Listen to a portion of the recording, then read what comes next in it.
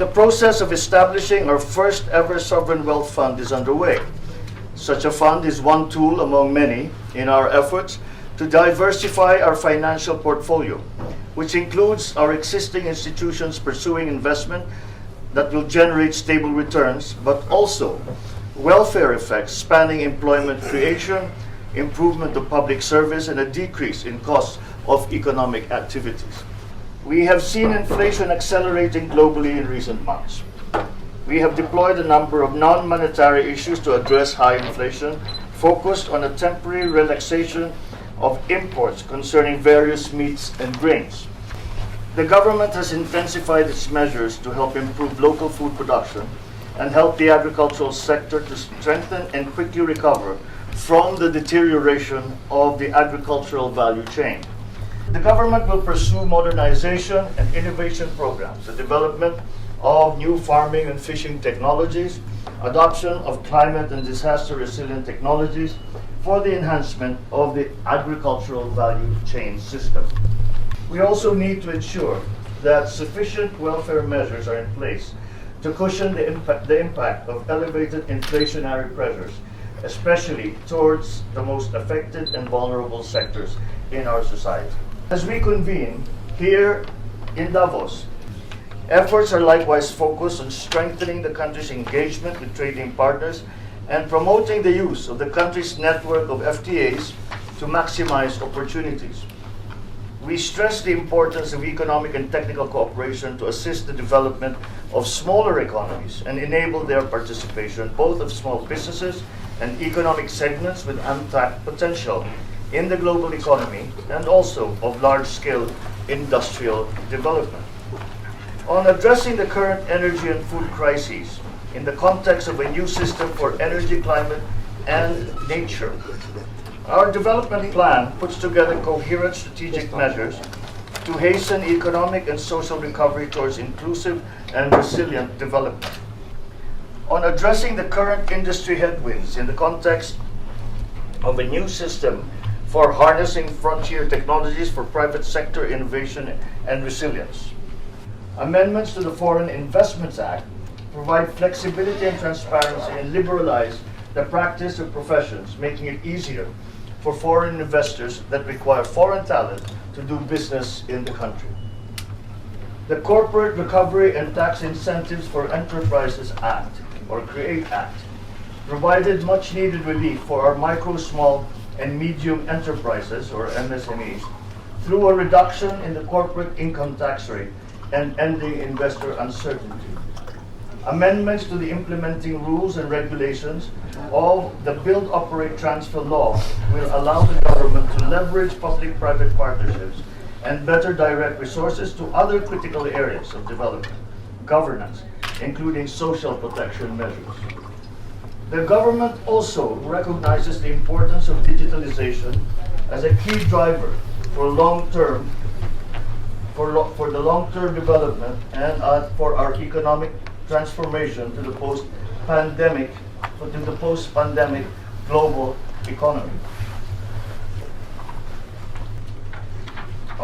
Finally, on addressing the current social vulnerabilities in the context of a new system for work skills and care.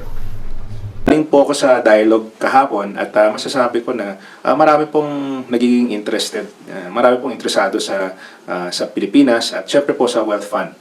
Dahil ito ay isang pondo na nakikita nila na magagamit natin para lalong bumilis ang development ng ating bansa. And of course, as investors, gusto rin nila makita na active tayo sa infrastructure at sa mga products or funds that can help the government. Ito pong wealth fund nakaka-generate ng income. So hindi po ito cost, ito po ay isang investment. At meron po tayong mga assets na nakaka-generate din ng government ng income, pero hindi na ma-maximize yung income. So through the wealth fund, magkakaroon ng additional income and fiscally mag-improve yung fiscal situation ng ating bansa. At syempre po, magkagandahan po ng wealth fund, naka-allocate po yung income ng wealth fund para sa benefit ng ating mga kababayan. So, for social projects na makakatulong sa mga mahihirap. So, lahat po magbe-benefit at makaka-generate ng wealth or ng income para sa Pilipinas. Asahan niyo po na lalong dadami po ang investment sa ating bansa. Walang tigil po ang pagtatrabaho ni President Bongbong Marcos dito sa Davos at sunod-sunod po yung mga meetings niya para magkaroon po ng additional investment sa ating bansa. At pag nagkaroon po ng additional investment, syempre po, dadami po ang opportunities sa ating bansa, dadami po yung job opportunities sa ating bansa at lalong aasenso ang ating ekonomiya. Yung tinatawag namin na sovereign wealth fund, napaka-ordinary yan for other countries na diyan nila pinukuha yung kanilang long-term investment. Usually, pinagagalingan yan yung mga, say, kung meron kang sobras, yung, for example, some countries, meron silang oil reserves, no, na binibenta nila, but yung mga ganong klase is exhaustible yun eh. So dapat siguro sinusubi mo yon for future generation. So yun ang purpose nun. In our case, for example, nagkaroon tayo ng malampaya, no? Dapat kumita yun ng mga around $20 billion. Sana kung ginamit natin yun as part of the sovereign wealth fund, siguro mapapakinabangan yun not only by this generation, but future generation. So, pinaplano namin na mag-umpisa tayo magkaroon ng sovereign fund katulad ng ibang bansa. Ang panggagalingan niyan ay, for example, may mga corporation tayo na nagdi-declare ng dividend every year. Siguro part of that, lagay natin doon, di ba? For example, the central bank, nagdi-declare yan ng mga 20 to 30 billion pesos dividend every year. Lagay natin part of that doon sa sovereign investment fund na tinatawag. And yung mga ibang corporation, ganun, PAGCOR, ganun. So, tapos, ngayon, binuksan natin ang mining. Kasi for the last several years, sinarado natin ang mining for environmental purposes. Binuksan natin, so siguro kikitain natin doon. Kasi yung exhaustible resource din yun, minimina natin yung nasa. Pilagay natin doon para naman mapakinabangan ng future generation. Paano mapakikinabang yan? Kasi marami tayong proyekto na nangangailangan ng funding, infrastructure projects. Pinanghihiram pa natin ng pera yun from Japan, China, IMF, World Bank, ADB.